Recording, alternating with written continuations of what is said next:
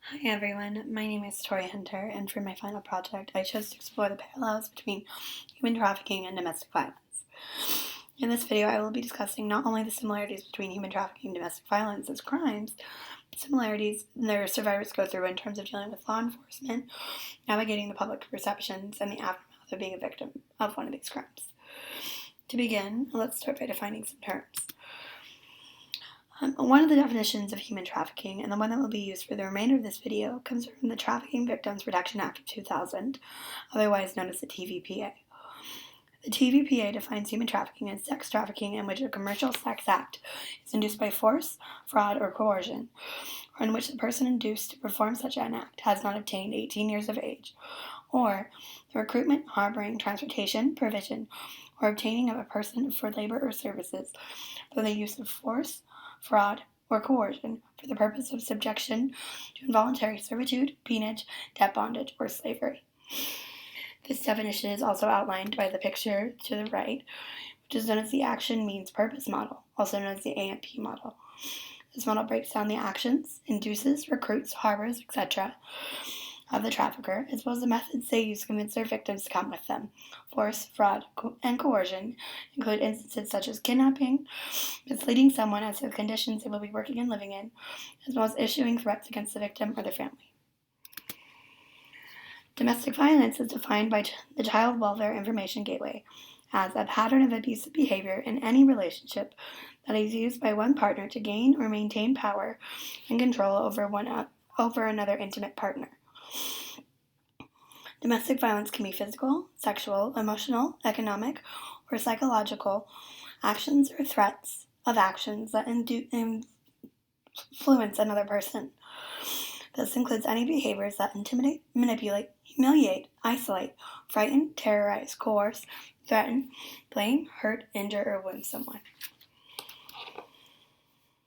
The focus of this next slide deals with similarities between survivors' experiences in trafficking and in domestic violence. To begin, I would like to take a few minutes to discuss child marriage, which has strong ties to both domestic violence and trafficking.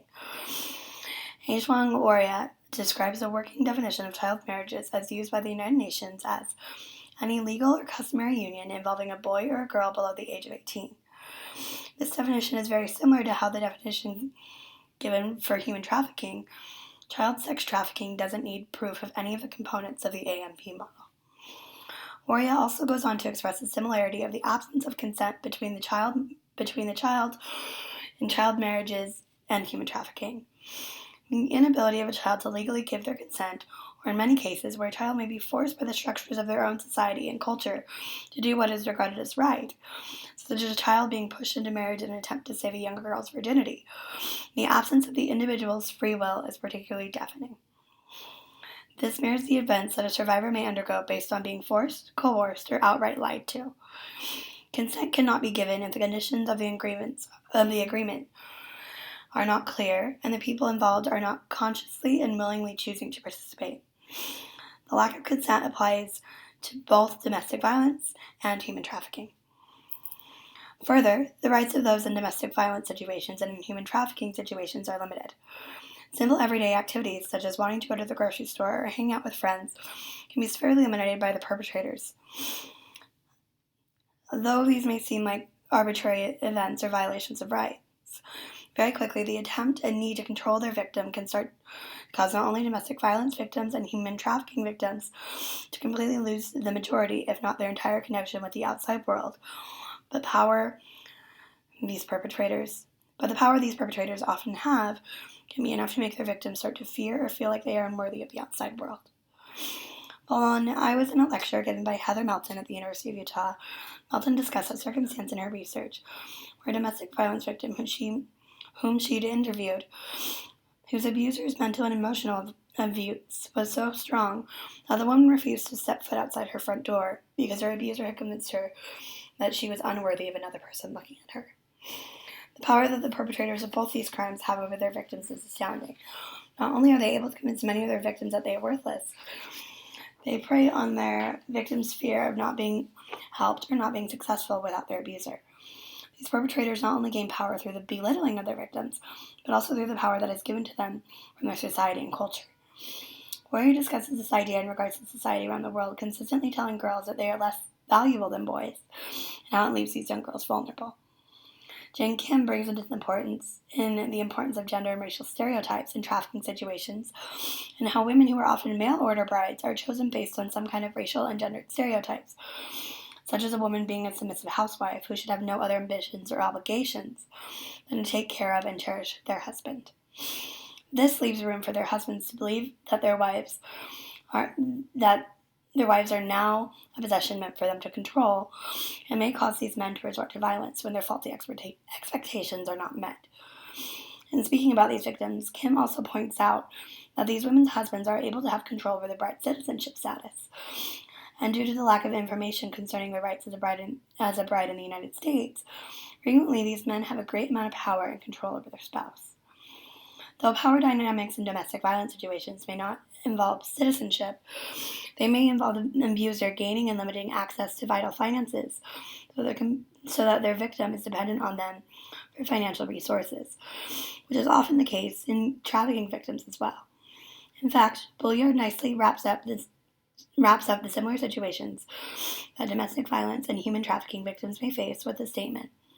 Similarly, victims are subject to physical, sexual, emotional, psychological, and economic abuse as well as isolation.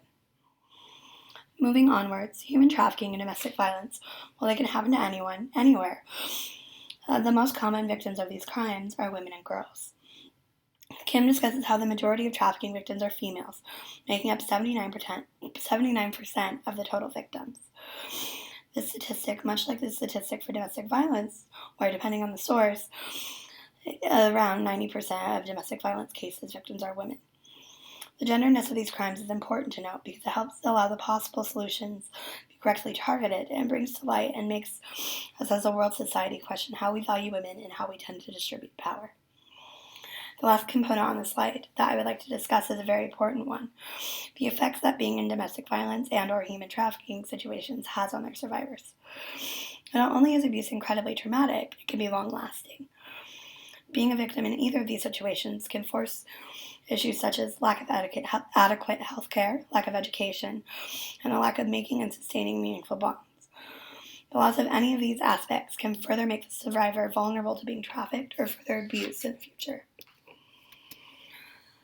Finally, I would like to discuss the similarities between a survivor's experiences in dealing with law enforcement.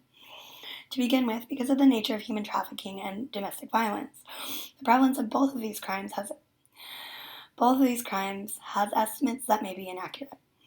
For example, much of the data used by police forces in regards to domestic violence are based on self-report data.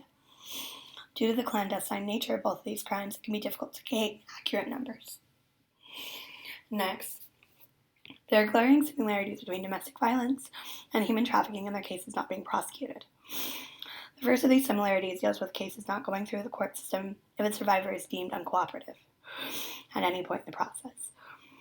Louise Eliason discusses this issue in regards to domestic violence survivors with the quote, Police officers often referred to the difficulties inherent in achieving a successful prosecution, particularly for a crime of violence.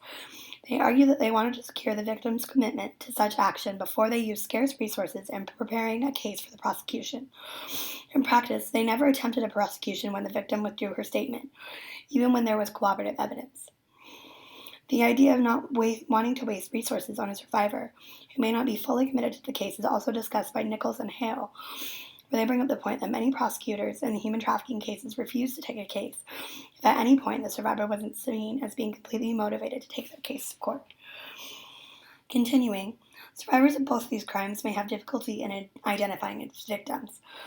For many of those who are survivors of human trafficking, due to the complexities of their situations, law enforcement may see them as actually being criminals. This includes instances of survivors being in violation of their visa status. So the USCIS comes after the victims for visa fraud or for overstaying their visa, thus making them the survivors in the eyes of the laws as being illegal immigrants or criminals.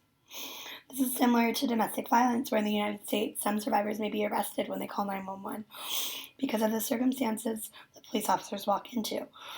This includes instances where both parties in the domestic violence case may have scratches and bruises, so the police may arrest both parties because they are unsure of who is actually the perpetrator. Finally, common reasons that survivors of domestic violence and survivors of human trafficking may have for not having cases prosecuted is because of the victim not wanting to report or speak out against their abusers. Eliason discusses this in her experience with domestic violence survivors, where the survivor may blame themselves for their circumstances, are fearful of the circumstances that may come about by leaving or reporting their abuser, and or may feel like they have an incredibly loving and positive bond with their abuser.